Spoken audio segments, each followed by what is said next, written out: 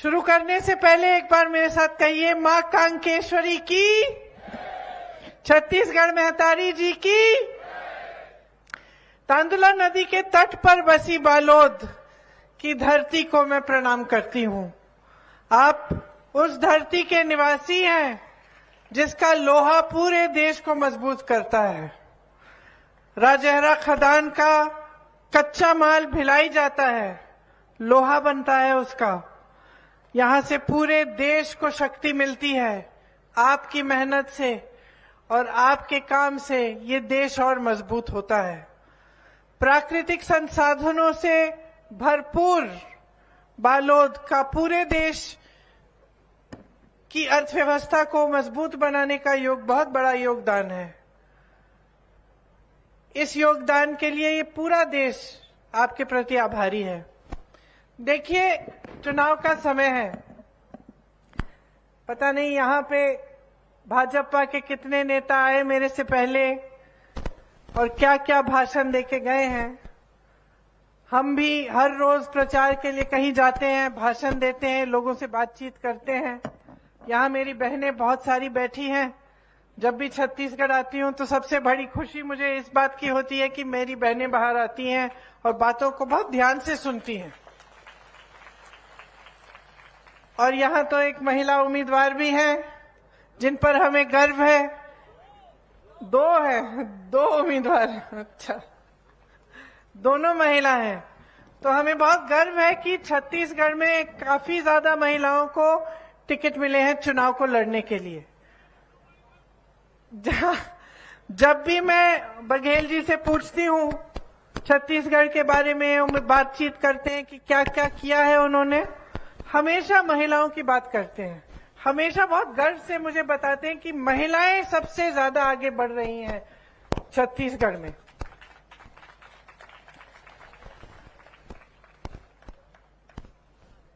आप सबने घोषणाओं की बात की तो मैंने सोचा कि सबसे पहले मैं जो घोषणाएं हैं कांग्रेस पार्टी की, मैं वो सुना देती हूं आपको। उसके बाद मैं अपना भाषण शुरू करूंगी।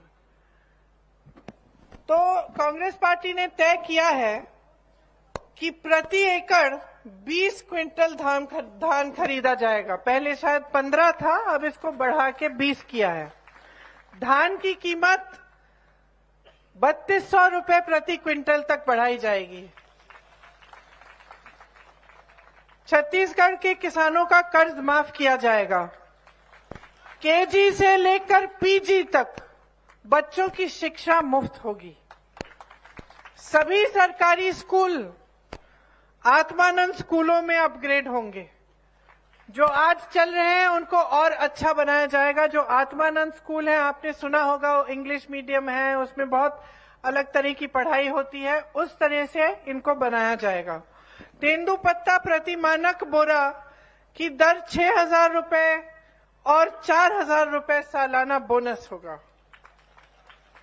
भूमिहीन कृषि मजदूरों को 10,000 रुपए मिलेंगे। 200 यूनिट फ्री बिजली आप सबको मिलेगी।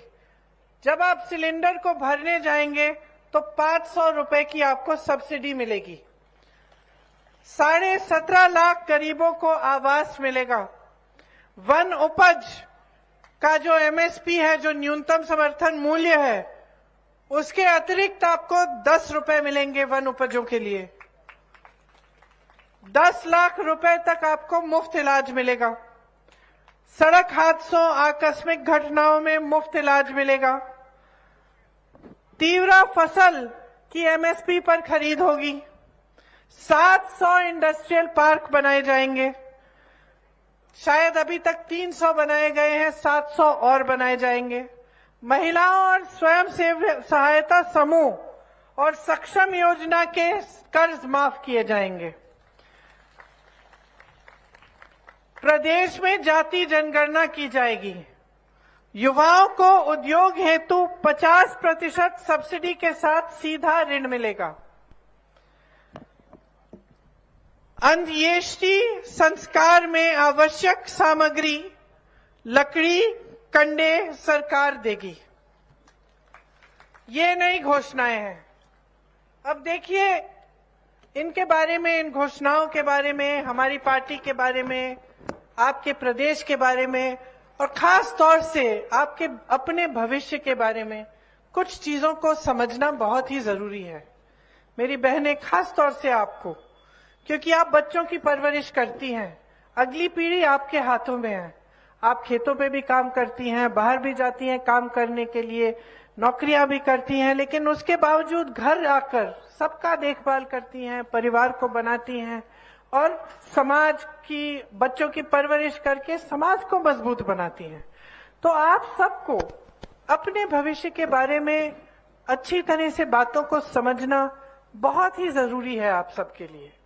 अब चुनाव आ रहा है तो अक्सर ये होता है कि हम पूछते हैं कि भाई किसको वोट डाल रहे हो, तो लोग कहते हैं कि हम एक पार्टी को डाल रहे हैं क्योंकि हम बहुत सालों से डाल रहे हैं, बहुत समय से इन्हीं को डाल रहे हैं, या हम इसको डाल रहे हैं क्योंकि धर्म की बात ये अच्छी करते हैं, या हम उस पार्टी को डाल रहे हैं क्योंकि ये जाति की बात करते हैं। लेकिन मैं आज आकर यहाँ पे आपसे ये बात करना चाहती हूँ कि जो आपका वोट है वो कीमती इसलिए है क्योंकि इस पे आपका भविष्य बनता है। तो ये वोट उसी पार्टी को जाना चाहिए जो आपके लिए काम करके दिखाती है। आज आप अपने प्रदेश को देखें तो देखिए, जैसे मैंने धान खरीद की बात की, मैंने कहा कि धान को 3200 रुपए में खरीदा जाएगा। अब मैं यहां खड़े होकर कुछ भी कह सकती हूँ 500 का, 5000 का खरीद लेंगे। आपको कैसे मालूम है कि हम जो कह रहे हैं वो सच है और उसे हम पूरा करने जाएंगे? क्योंकि ये मिसाल है, मैं मिसाल के तौर पे कह रही हूं, क्योंकि आज छत्तीसगढ़ में धान 2400 रुपए से ज्यादा में आज खरीदा जा रहा है और ऐसा पूरे देश भर में कहीं नहीं हो रहा है। मोदी जी आते हैं, वो कहते हैं कि वो भेज रहे हैं ये पैसे धान खरीदने के लिए, लेकिन सच्चाई क्या है? सच्चाई ये है कि उत्तर प्रदेश में, वाराणसी में, जहां से मोदी जी खुद सांसद हैं, वहां पे धान आज 1200 रुपए में खरीदा जा रहा है। सिर्फ छत्तीसगढ़ में आज 2400 रुपए मिलते हैं आपको धान के लिए। तो जब हम बात करते हैं कि हम इसको बढ़ाएंगे, 3200 करेंगे, तो इस बात का कुछ आधार है। जब हम कहते हैं हम बिजली बिल माफ करेंगे या उसको हाफ करेंगे, इसका आधार है कि कई प्रदेशों में ऐसा किया गया है। जब हम कहते हैं कि आपको मुफ्त इलाज मिलेगा 10 लाख रुपए तक, तो हम इसलिए कह रहे हैं क्योंकि आज भी राजस्थान में 25 लाख तक इलाज मुफ्त मिल रहा है। तो जब आप अपने प्रदेश को देखते हैं तो क्या समझने की जरूरत है कि पिछले 5 सालों में क्या आपके प्रदेश को मजबूत किया गया है या कमजोर किया गया है? क्या जो आपकी संपत्ति है, जो सरकार का पैसा होता है, वो सरकार का नहीं होता है, वो आपकी जनता का पैसा होता है, आपकी संपत्ति होती है। ताली बजाने की बात नहीं है बहनों और भाइयों, ये सच्चाई है जिसका एहसास आपको होना चाहिए। जब सरकार खर्चती है इन पैसों को तो आपको पूछना चाहिए, भाई ये मेरे काम के लिए खर्चा जा रहा है या ये किसी और वजह से खर्चा जा रहा है? तो आप केंद्र सरकार को देखिए, भाजपा की जो मोदी सरकार है, मोदी जी के लिए 8000 करोड़ रुपए का एक जहाज खरीदा। उस जहाज का क्या इस्तेमाल होता है? मोदी जी घूमने जाते हैं विदेश में, एक जहाज खरीदा, एक और खरीद लिया। 16,000 करोड़ रुपए के 2 हवाई जहाज सिर्फ मोदी जी के घूमने के लिए खरीदे गए। आगे बढ़ते हैं, हमारा एक बहुत सुंदर संसद भवन है जो 70 सालों से चल रहा है। हो सकता है उसमें कुछ मरम्मत की जरूरत होगी, लेकिन मोदी जी ने कहा कुछ सालों पहले कि हम इसको पूरा नया बनाएंगे। हम दिल्ली के सुंदरीकरण को के लिए और संसद भवन के सुंदरीकरण के लिए हम 20,000 करोड़ रुपए खर्चेंगे। किसका पैसा बताइए? किसका पैसा है? जोर से बोलो। आपका पैसा। 20,000 करोड़ खर्च रहे हैं संसद भवन के लिए। अभी अभी उद्घाटन हुआ कुछ महीनों पहले। जब उन्होंने ये घोषणा की, उस समय मैं उत्तर प्रदेश में काम करती थी। उस समय गन्ने के किसानों का जो बकाया था वो 15,000 करोड़ रुपए था। किसान सब सड़क पे थे। गन्ने के किसान बकाया मांग रहे थे, बाकी किसान कह रहे थे कि हमें ये काले किसान के कानून नहीं चाहिए। उसी समय जब इनका बकाया 15,000 करोड़ रुपए था, आपने घोषणा की कि 20,000 करोड़ रुपए हम संसद भवन की सुंदरीकरण के लिए कर रहे हैं, दे रहे हैं। और आपने उसी समय कहा कि 15,000 करोड़ के बकाये को देने के लिए आपके पास पैसे नहीं है। तो किसान के लिए पैसे नहीं है, लेकिन संसद को सुंदर बनाना है, अपना मान सम्मान बनाना है, अपने लिए हवाई जहाज खरीदने हैं, इसके लिए पैसा है। इसी तरह से जब किसानों के कर्ज को माफ करने की बात हुई, आपको याद होगा जब यहां पे कांग्रेस की सरकार बनी, आपको वादा किया था किसानों के कर्ज माफ किए जाएंगे। जैसे ही 24 घंटे नहीं हुए थे, 24 घंटे नहीं हुए थे कि बघेल जी और राहुल जी की बात हुई, और पहली जो मीटिंग थी मंत्रिमंडल की, पहली सभा में यह तय किया गया कि आज से हम किसानों के कर्ज माफ करना शुरू करेंगे। हुआ कि नहीं हुआ? हुआ। आपने खुद देखा, आप में से कई किसान भी होंगे जिनके कर्ज माफ हुए, तो आपने खुद देखा कि ये काम हुआ। भाजपा के लोग क्या कहते हैं? इसके लिए पैसे नहीं है। ये कहकर कि किसानों के कर्ज माफ करने के लिए पैसे नहीं है, उसी समय बड़े बड़े उद्योगपति अडानी जी, अंबानी जी के हजारों करोड़ रुपए माफ कर रहे हैं, जिनको जरूरत ही नहीं है, जिनके पेट भरे हैं, जिनके जीवन अच्छे चल रहे हैं, जिनके बड़े बड़े महल हैं। तो अब आपको समझना पड़ेगा कि ये पैसे किसके हैं। जब बड़े बड़े उद्योगपतियों के कर्ज माफ किए जाते हैं, किसके पैसों से माफ किए जा रहे हैं?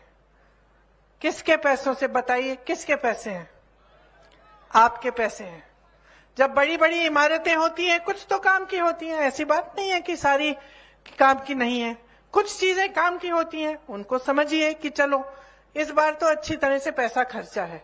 लेकिन जब आप देखते हैं कि फिजूल के खर्चे हो रहे हैं और आपका सारा पैसा आपसे लिया जा रहा है, आप पे हर तरह की टैक्स लग रही है, जीएसटी लग रहा है, हर चीज पे। आपको कल दिवाली के लिए, धनतेरस के लिए बर्तन या कुछ खरीदने के लिए जाना होगा। अब देखिए महंगाई बढ़ गई है, बहुत बढ़ गई है।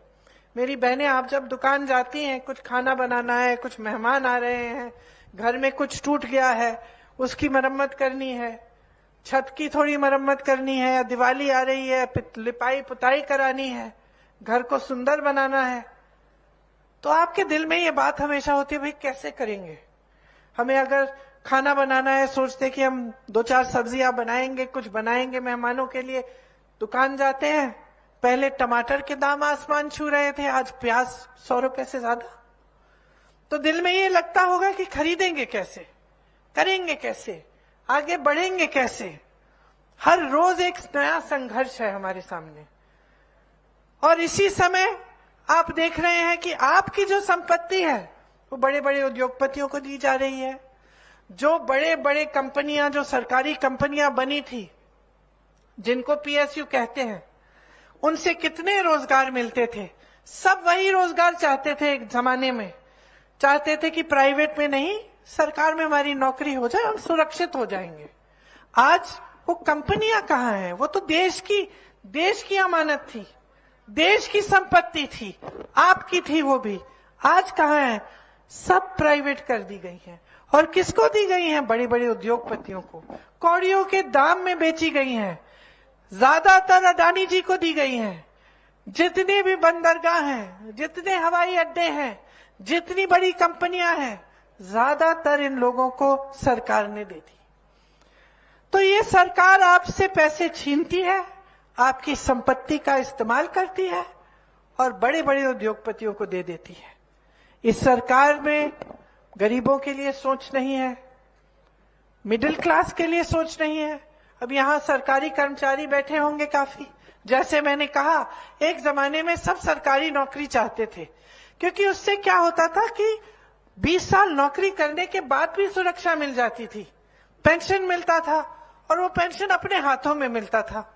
फिर क्या हुआ, भाजपा की सरकार आई काफी सालों पहले और उसी पेंशन को इन्होंने कहा कि इसका निवेश हम करेंगे, ये पेंशन के पैसे हम रख के इसका इन्वेस्टमेंट हम करेंगे। तो क्या हुआ कि आपको आज मालूम नहीं है कि आपके पैसे कहां जा रहे हैं। आपके पैसे अगर ऐसी जगह इन्वेस्ट कर ली कि कहीं पे मार्केट डाउन हो गई, पैसे गवा दिए, तो आप क्या करेंगे। 20 सालों से आपने मेहनत की, आप अपनी सुरक्षा चाहते थे, इसीलिए आज सरकारी अधिकारी, सरकारी कर्मचारी सब सिर्फ एक चीज मांग रहे हैं कि भाई हमारा जो पुराना पेंशन होता था वो हमें वापस दे दो। वैसा ही चाहते हैं हम, हमारी कमाई है, हमारा पैसा है, हमारी आज्ञा के बगैर आप इधर उधर डाल रहे हैं, इससे अच्छा हमें ही दे देते, हम रख लेंगे और हम इस पैसों की खुद हिफाजत करेंगे। ये कोई गलत मांग नहीं है, ये सही मांग है। इसीलिए छत्तीसगढ़ में आज ओपीएस लागू है, इसीलिए राजस्थान में लागू है, इसीलिए हिमाचल प्रदेश में लागू है, इसीलिए कर्नाटका में कांग्रेस की सरकार आते ही लागू की गई। भाजपा की सरकारें क्या कहती हैं, हमारे पास पैसे नहीं है। तो आपके पास उद्योगपतियों के लिए पैसे हैं, किसानों के लिए नहीं है। आपके पास बड़े बड़े संसद भवन के सुंदरीकरण के लिए पैसे हैं, लेकिन सरकारी कर्मचारियों के लिए नहीं है। आपके पास बड़े बड़े हवाई जहाज बनाने के लिए पैसे हैं, G20 जैसे बड़े बड़े इवेंटबाजी करने के लिए पैसे हैं, लेकिन गरीबों के लिए नहीं है। तो ये सरकार जो चल रही है किसके फायदे के लिए चल रही है, जो मोदी जी की सरकार है, ये आपको समझना पड़ेगा। क्योंकि आज आपका प्रदेश एक ऐसे मोड़ पे है कि 5 सालों के लिए बहुत अच्छा काम किया गया है यहां, और इसके बारे में भी मैं आपको बताऊंगी। यहां तक कि आप तो खुद भी जानते होंगे बहुत अच्छा काम किया। और क्या क्या मुख्य काम क्या किया है, मुख्य बात यह है कि कांग्रेस पार्टी, भूपेश बघेल जी की सरकार ने आपका पैसा वापस आपकी जेब में डाला है। कैसे? जो गांधी जी का स्वराज का मॉडल था, क्या मॉडल था?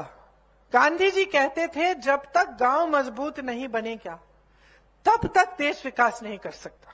कहते थे गांव में रोजगार दो, गांव में पैसा डालो, गांव को मजबूत बनाओ, ताकि गांव की मजबूती से पूरे देश भर में जब गरीब मजबूत बनेगा, जब वो सशक्त बनेगा, तो पूरा देश सशक्त बनेगा। और यही हमारी परंपरा रही है कांग्रेस पार्टी की। इसीलिए कांग्रेस पार्टी ने हमेशा आपके अधिकारों की बात की। शिक्षा का अधिकार, रोजगार का अधिकार, मनरेगा आया। क्यों? हमने कहा आपका अधिकार है कि आपको गांव में रोजगार मिलना चाहिए, इसीलिए मनरेगा की स्कीम आई। हमने कहा शिक्षा का अधिकार है कि सब बच्चों को शिक्षा मिलनी चाहिए, ये देश के बच्चों का अधिकार है। तो भोजन का अधिकार कि सबको खाना मिलना चाहिए। ये जो मिड डे मील वगैरह शुरू की थी, ये किस लिए था? सबको खाना मिलना चाहिए। जल, जंगल और जमीन पर आपको अधिकार मिलना चाहिए, इसीलिए कांग्रेस के बड़े बड़े नेताओं ने आपको पट्टे दिलवाए। ये आप पे आसान नहीं था कि आपके लिए कुछ बड़ा काम कर रहे हैं, क्योंकि हमारी ये समझ थी, हमारी ये सोच थी हमारी पार्टी की कि ये आपके अधिकार है, ये जमीन आपकी है, आपको पट्टे मिलने चाहिए, इन पर अधिकार सबसे पहले आपका बनता है। इसीलिए आप इंदिरा गांधी जी को याद करते हैं। अभी तक आप नारे लगा रहे थे इंदिरा गांधी अमर रहे, किस लिए? क्योंकि वो समझती थी कि ये देश आपका है, कि ये जल, जंगल, जमीन, इन पर अधिकार गरीब जनता को मिलना चाहिए, क्योंकि मजदूरों को मिलना चाहिए, क्योंकि आप ही का है ये। तो इस समझ से नीतियां बनाई गई। अब छत्तीसगढ़ में मैं कह रही थी कि बहुत सारे अच्छे अच्छे काम हुए हैं, और सबसे बड़ा काम ये हुआ है कि आपके अधिकार, आपकी शक्ति आपके हाथों में मिली है, और आपकी संपत्ति, आपका पैसा वापस आपकी जेब में आ रहा है। 5 सालों में 2.25 लाख करोड़ रुपए जनता के खातों में गए हैं। आपका पैसा आपके पास वापस आ रहा है। 5 सालों में छत्तीसगढ़ के लाखों लोग गरीबी रेखा से ऊपर आ गए हैं। आप अपने पास वाले प्रदेशों में देखो, कल मैं मध्य प्रदेश में थी। आवारा पशुओं की कितनी बड़ी समस्या है। उत्तर प्रदेश में मैंने काम किया है। बहनों, आपकी तरह जो बहनें हैं पूरे दिन खेतों में बैठती हैं कि आवारा पशु आएगा, खेत खा जाएगा, चर जाएगा। पूरे दिन धूप में बैठती हैं और जब वो घर जाती हैं तो पूरी रात उनके पति किसान जाके बैठते हैं कि भाई हमें एक पहरेदारी करनी पड़ेगी अपने खेतों की। कोई पैसे खर्च रहा है उस पे आसपास दीवार बनाने के लिए, कोई कोशिश कर रहा है कि रात को पहरेदारी करेगा, खेतों को बचा के रखेगा। सरकार ने कुछ नहीं किया। यहां जब ये समस्या उठी तो कांग्रेस की सरकार ने क्या किया?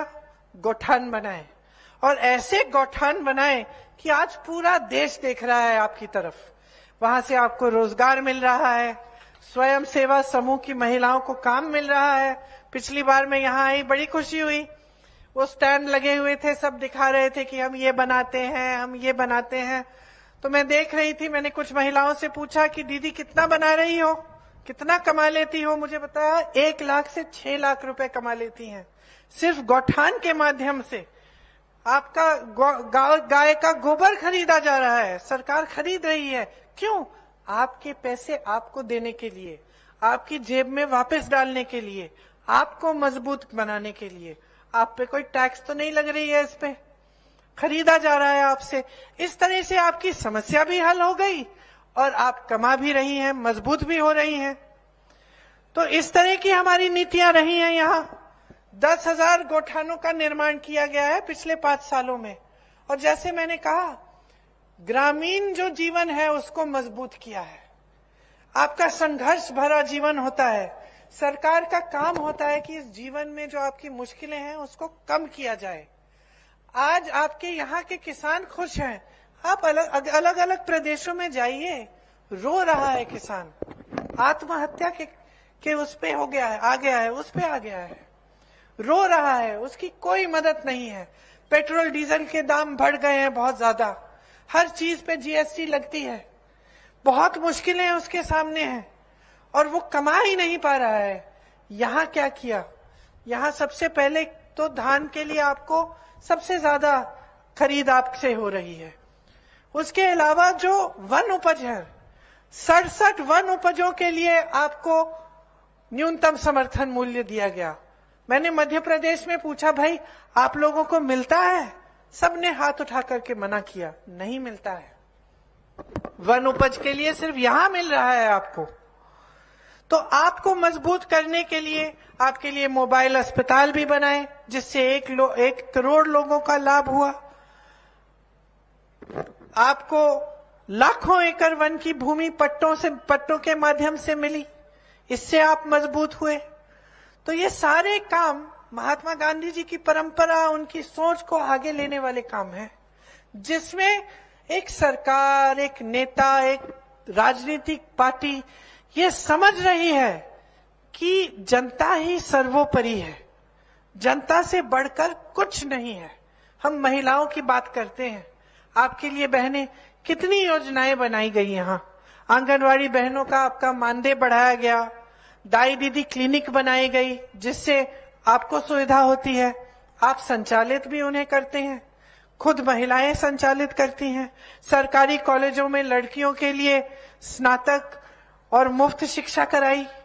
स्वामी आत्मानंद स्कूलों में 50% महिलाओं के लिए आरक्षण, लड़कियों के लिए आरक्षण रखा। बेटियों की शादी के लिए 50,000 रुपए की मदद मिली, ताकि आप मजबूत बने। भाजपा की सरकारें क्या कर रही हैं? चुनाव आने लगता है तब घोषणाएं करते हैं। मध्य प्रदेश में गई, 18 सालों से सरकार है बहनों, भाजपा की 18 सालों से वहां सरकार है। 18 सालों से महिलाओं के लिए कुछ नहीं किया। अब चुनाव आ रहा है, 2 महीने पहले घोषणा कर दी कि आपके खातों में हम पैसे डालेंगे हर महीने। तो भाई क्या पहले महिलाएं गरीब नहीं थी? क्या पहले मुश्किलों में नहीं थी? क्या पहले संकटों का सामना नहीं कर रही थी? तो आपने इतने साल, 18 साल इंतजार क्यों किया? तो इससे आपको पता चलता है कि इनकी घोषणाएं क्या सचमुच आपको मजबूत बनाने के लिए, आपको सशक्त बनाने के लिए है, या सिर्फ अपने आप को सशक्त बनाने के लिए चुनाव के समय वोट लेने के लिए है। तो जब मैं कहती हूं कि गहराई से समझो, एक समय था जब भाजपा का राज था छत्तीसगढ़ में। आपका प्रदेश, जब लोग छत्तीसगढ़ का नाम सुनते थे तो मन में ये बात आती थी कि वहां हिंसा है, हिंसा का राज है, अराजकता है, गरीबी है। आज आपके प्रदेश के बारे में लोग क्या कहते हैं? मैं कुछ दिनों पहले एक शादी में गई थी दिल्ली में। वहां कुछ उद्योगपति थे, कुछ ऐसे दिल्ली के लोग थे। मुझे कहने लगे हमने सुना है कि सबसे अच्छी जगह बिजनेस करने के लिए तो रायपुर में है, छत्तीसगढ़ में है। हमने सुना है कि वहां का विकास बहुत ही ज्यादा हो रहा है। तो आज आपके प्रदेश के बारे में अन्य लोग दूसरे प्रदेशों में क्या सोच रहे हैं? आज देख रहे हैं कि देखो छत्तीसगढ़ आगे बढ़ रहा है, आपका मान सम्मान आगे बढ़ रहा है। यहाँ एक नेता की मान सम्मान की बात नहीं हो रही है। भूपेश बघेल जी आपके काका हैं, आप उनको काका मानते हैं, आप उनको सर्वशक्तिमान, जिस तरह से मोदी जी ने अपने आप को बनाया वैसे नहीं मानते आप, कि आपसे दूर दूर रहते हैं, आप उनको टीवी पे देखते हैं। आपके बीच किसान के बेटे हैं, आपके बीच से उभर आए हैं, आपको जानते हैं। कुछ दिनों पहले मेरे भाई को ले गए थे खेतों में धान की कटाई के लिए, देखा आपने वीडियो? भैया सीख रहे थे, कौन सिखा रहा था? बघेल जी दिखा रहे थे। बघेल जी दिखा रहे थे क्योंकि वो जानते हैं वो किसान के बेटे हैं। तो आप ही में से निकले हैं, आपकी समस्याओं को समझते हैं। और वो अकेले ऐसे नेता नहीं है हमारी पार्टी में। हमारी पार्टी में तमाम ऐसे नेता हैं जो आपके बीच से उभर के आए हैं, जिनको हमारी पार्टी ने सशक्त बनाया है। और आपने अपनी शक्ति उन्हें दी है इसलिए क्योंकि वो आपको समझते हैं और दिल से आपके लिए काम करना चाहते हैं। आज आपकी संस्कृति को आगे बढ़ाया गया है। छत्तीसगढ़ महतारी मैं भी जानती हूँ, पूरा देश जानता है। प्रदेश के जो तीज त्योहार हैं, आपके जो खेल हैं, जो गांव में आप खेलते हैं, वो भी आगे बढ़ रहे हैं, उनको भी बढ़ावा दिया जा रहा है। भगवान राम, माँ सीता का वनगमन पथ बना है ताकि यहाँ पे तीर्थ यात्रा के लिए लोग आए। पहले कभी ऐसा नहीं हुआ था। संपूर्ण विकास है जो आध्यात्मिक तौर पर भी आपको समृद्ध कर रहा है। तो यहाँ आपने अपनी ही संस्कृति का बढ़ावा देखा। पूरे दुनिया भर की जितनी भी आदिवासी कौम है सब यहीं आते हैं एक बार, जो आदिवासियों का बड़ा पर्व मनाते हैं यहाँ। तो ये सब काम आपके प्रदेश के लिए किया गया है, आपके लिए किया गया है। जबकि आप अपनी आंखों से देख रहे हैं कि भाजपा की सरकारें बड़े बड़े उद्योगपतियों के लिए बन रही हैं और उन्हीं के लिए चल रही हैं। जैसे मैंने कहा, आपकी संपत्ति उनको दी जा रही है। अडानी जी एक दिन में, सुन लीजिए बहनों, एक दिन में एक आदमी अडानी जी 1600 करोड़ रुपए कमाते हैं एक दिन में। और देश का किसान आज 27 रुपए कमा रहा है एक दिन में। आप भूखे हैं, आपको कमाने में मुश्किल, और आपके पैसे, आपकी संपत्ति उनको दी जा रही है जो 1600 करोड़ रुपए कमा रहे हैं। ये है इनकी नीति। आज महंगाई और बेरोजगारी से पूरा देश जूझ रहा है। सबसे ज्यादा बेरोजगारी 45 सालों में आज है देश में। तमाम सरकारी पद खाली हैं। मध्य प्रदेश में अगर ये दुखद बात नहीं होती तो हास्य बात होती कि 3 सालों में सरकार ने 21 रोजगार दिए हैं, जबकि हर स्तर पर सरकारी पद खाली पड़े हैं। यहां आपकी सरकार ने आपके प्रदेश को जो केंद्र सरकार की कुनीतियां हैं उससे बचा के रखा है। अगर यहाँ का किसान आज खुश है, खुशहाल है, तो ये क्योंकि यहाँ की सरकार, हमारी सरकार की नीतियों ने आपको बचाया है। महंगाई से भी बचाया है। जो गैस सिलेंडर आपको मिलता है यहाँ पे, वहां बाहर अलग अन्य प्रदेशों में 1200-1400 तक पहुंच गया है। आपको सुविधा मिलती है। आपको हर तरह से महंगाई से बचाने की कोशिश प्रदेश की सरकार ने की है। किसानों को मजबूत करने की कोशिश की है। तो जब हम बात करते हैं आपकी मजबूती की, तो इसमें 2 और मुख्य चीजें हैं जिसके बारे में मैं कहना चाहती हूं। सबसे पहले तो हम जातिगत जनगणना मांगते हैं, राहुल जी ने ये मांग उठाई।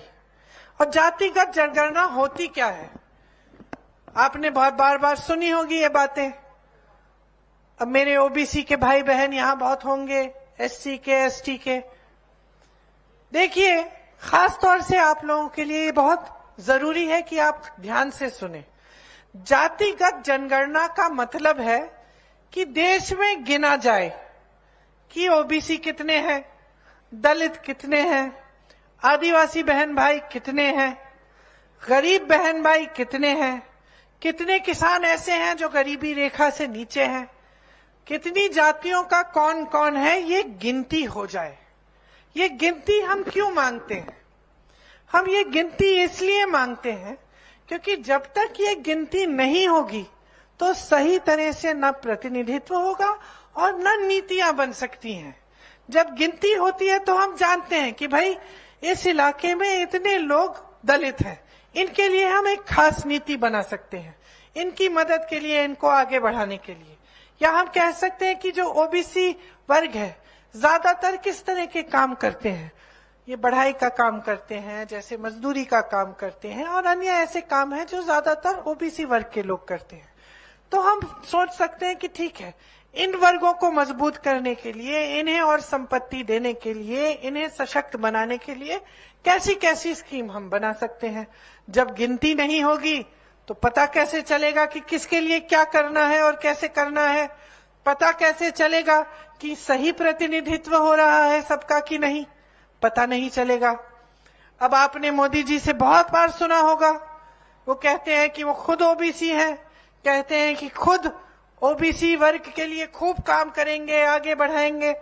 और हम जब कहते हैं कि भैया गिन तो लो, आप काम करना चाहते हो, आगे बढ़ाना चाहते हो, मदद करना चाहते हो, तो गिन तो लो कितने लोग हैं, किस जाति के। मोदी जी कहते हैं कि गिनना ही नहीं है। जातिगत जनगणना की बात सुनते ही सारे भाजपा के नेता बौखला गए, फिजूल की बातें करने लगे इधर उधर के कि भाई कुछ भी हो जाए ये नहीं करना हमें। क्यों? क्योंकि ये जो घोषणाएं करते हैं, जो बातें करते हैं, खोखली हैं, आपके लिए सचमुच काम नहीं करना चाहते। ये सब अपनी मान सम्मान को बढ़ाने के लिए, वो दिखे सर्वज्ञानी, सर्वोपरि, वही दिखे। लेकिन जब असलियत, जब हम धरातल पे देखते हैं कि काम किया है कि नहीं, रोजगार दिलवाए, आपसे कहा था करोड़ों रोजगार हर साल दिलवाएंगे, 10 साल हो गए इनकी सरकार है, रोजगार दिलवाए, किसानों को मजबूत की, कहा था किसानों की आय हम दुगनी करेंगे, की रो रहा है देश का किसान। कहा था नौजवानों के लिए नई नई स्कीम निकालेंगे, अच्छे अच्छे रोजगार बनाएंगे, जो थे उनको भी बिगाड़ दिया, जहां से रोजगार मिलता था उसको खत्म कर दिया। छोटे बिजनेस, छोटे उद्योग, छोटे छोटे उद्योगपति जो इस देश के इंजन थे, जिससे रोजगार मिलता था दुकानों में, छोटे छोटे उद्योगों में, उनको आपने नोटबंदी करके, जीएसटी करके, तमाम गलत नीतियां डाल के खत्म कर दिया। नौजवान ये आशा रखता था कि देश के लिए, देश की सुरक्षा के लिए जाएगा, जवान बनेगा सेना में। आज उसकी सारी आशाएं टूट गई हैं। अग्निवीर जैसी स्कीम आ गई, 4 साल जाइए सेना में, फिर घर लौट आइए बेरोजगार। तो जो था उसको बिगाड़ा, उसको गाली दे दे के, बुरा कह कह के, ये कह कह के कि 70 साल में कुछ नहीं हुआ, कुछ नहीं हुआ, कुछ नहीं हुआ, उसको बिगाड़ दिया। जो बनाया था सबने मेहनत से, इस देश की जनता ने अपनी मेहनत से, जो अच्छा था वो या तो उन्होंने बिगाड़ दिया या अपने बड़े बड़े उद्योगपति मित्रों को दे दिया। कुछ नया बनाया, उनकी सरकार है। साथ में मध्य प्रदेश में, मैंने पूछा, इंदौर गई थी, कितने यूनिवर्सिटी बनाई है भाई, कितने स्कूल खोले हैं? 7,000 से अधिक स्कूल बंद कर दिए, नए विश्वविद्यालय बनाए नहीं। मैंने कहा चलो कोई नया उद्योग बना दिया होगा, वो भी नहीं। तो क्या किया है सिवाय बोलने का, सिवाय घोषणाएं करने का, सिवाय बड़े बड़े भाषणों में बड़ी बड़ी सुंदर सुंदर बातें, बड़ी पब्लिसिटी इवेंट जहां सारी दुनिया भर के लोग आ रहे हैं और बड़े बड़े प्रेसिडेंट, प्रधानमंत्री आ रहे हैं, इसके सिवाय किया क्या है? और इसलिए ये आपको समझना बहुत जरूरी है, क्योंकि आपका प्रदेश इससे थोड़ा बहुत बच गया है। जो नीतियां कांग्रेस की 5 सालों से यहां रही हैं, उससे आपको बचाया गया है। और अगर आप आज गलत निर्णय ले लेंगे तो ये जो आप बचा के रखे हैं ना अपने प्रदेश को, और जो आपका प्रदेश का मान सम्मान जो देश भर दुनिया भर में बढ़ रहा है, इसको आप खत्म कर डालेंगे। ये जितनी भी कार्य हम कर रहे हैं आपके लिए, जिससे आपको सुविधा मिल रही है, जिससे आप आगे बढ़ रहे हैं, जिससे आप गर्व से कह सकते हैं हम छत्तीसगढ़ के हैं, हमारी तरक्की हो रही है, ये सब खत्म हो जाएंगे, बंद हो जाएंगे। कोई ऐसा प्रदेश आप मुझे दिखा दीजिए पूरे देश में जहां भाजपा की सरकार है, जहां जो पलायन करके गया था वो आज कहने लगा है कि हम वापस अपने देश जाएंगे, अपने प्रदेश जाएंगे। एक दिखा दीजिए, एक ऐसा नहीं है। लेकिन मैं दिल्ली में छत्तीसगढ़ के ऐसे वासियों से मिली हूं जो कहते हैं कि दीदी हो गया अब हमें अच्छी नौकरियां अपने प्रदेश में मिल रही हैं, अब हमें मौके मिल रहे हैं अपने प्रदेश में, हम अपने प्रदेश में जाके कुछ छोटा मोटा अपना ही बिजनेस शुरू कर लेंगे। तो आप सोचिए, आपका जो प्रदेश है एक बहुत महत्वपूर्ण जगह पे आ गया है। 5 साल और दोगे तो 5 साल और ऐसी ही स्कीमें चलेंगी जिससे आपकी संपत्ति आपके हाथों में मिलेगी। 5 साल और दोगे तो और मौके मिलेंगे और सशक्त बनने की। बहनें, आपके बच्चों का भविष्य मजबूत बनेगा। जैसे पिछले 5 सालों में आपने खुद ही देखा होगा, आपका अपना अनुभव आपको कह रहा होगा कि हाँ, हमने तरक्की देखी है, हमारी आंखों के सामने कुछ अच्छा हो रहा है। ये जो कांग्रेस की राजनीति चल रही है, कांग्रेस की सरकार चल रही है, ये हमारी भलाई के लिए ही चल रही है। तो मैं आपसे सिर्फ ये कहना चाहती हूं कि गहराई से समझो कि आपका प्रदेश आज आगे बढ़ने लगा है। 5 साल और दोगे तो कहां पहुंच जाएगा? 5 साल और दोगे तो कितने और सशक्त बन जाओगे, कितनी और संपत्ति जो आप ही की है आपके जेब में डाली जाएगी। और जो आसपास के प्रदेश हैं, उत्तर प्रदेश को देखिए, मध्य प्रदेश को देखिए, आसपास से का कोई सा भी प्रदेश देख लीजिए जिसमें भाजपा की सरकार है, आपको खुद दिख जाएगा कि उसमें और आप में कितना फर्क है। इसीलिए आप जब वोट डालने के लिए जाएंगे तो पूरी तरह से जागरूक बन के अपना वोट दीजिए। पता करिए, अगर आपको मेरी बातों पर विश्वास नहीं है, आपको लगता है कि चलो ये तो कांग्रेस पार्टी के लोग हैं, ये तो कहेंगे ही, तो आप खुद किसी जान पहचान से पूछ लीजिए किसी और प्रदेश में कि भाई कैसा चल रहा है काम, वहां किसान खुश है, वहां महिलाओं के लिए मौके हैं, वहां क्या गौठान बने हैं जहां से नौकरियां मिलती हैं, क्या ग्रामीण रोजगार बढ़े हैं कि घटे हैं। तो आपको सच्चाई खुद पता चल जाएगी। और जो आप जी रहे हैं, जो तरक्की आप खुद देख रहे हैं, उसको भी आप गहराई से समझो, ताकि जब आप वोट डालने जाएंगे तो आपका वोट सही जगह जाएगा। क्योंकि बहुत बड़ी जिम्मेदारी है, आज गलती करोगे तो 5 साल भुगतोगे। ये जो महंगाई जिसने पूरी देश की कमर तोड़ रखी है, इससे आप अभी भी बचे हुए हो, आपको सहूलियत मिलती है, रोजगार फिर भी आपको मिल रहे हैं प्रदेश में। तो इन सब बातों के बारे में अच्छी तरह से सोचकर, गौर से सोचिए और तभी अपना वोट डालिए। मैं तो दावे के साथ कह सकती हूं कि अगर आप सोच समझ के और पूरी जिम्मेदारी से अपना वोट डालेंगे तो आपका वोट सिर्फ और सिर्फ कांग्रेस पार्टी को जाएगा। और अपनी तरफ से मैं कहना चाहती हूं कि जब पिछली सरकार बनी थी तो मेरे भाई राहुल जी ने कहा था कि किसानों का कर्ज माफ करना एकदम शुरू किया जाएगा। बघेल जी ने 24 घंटों के अंदर अंदर वो काम शुरू किया। मैं आपसे कहना चाहती हूं कि जो घोषणाएं आपके सामने हम सब कर रहे हैं, उनको जल्द से जल्द जैसे ही सरकार बनेगी उनको भी लागू किया जाएगा, ताकि आप खुद अपने जीवन में परिवर्तन देख पाएंगे। आप सबको बहुत बहुत धन्यवाद, खास तौर से मेरी बहनों को। और दिवाली तो कुछ दिनों में है, लेकिन आज आई हूं, दिवाली की खूब सारी शुभकामनाएं। धन्यवाद। जय हिंद।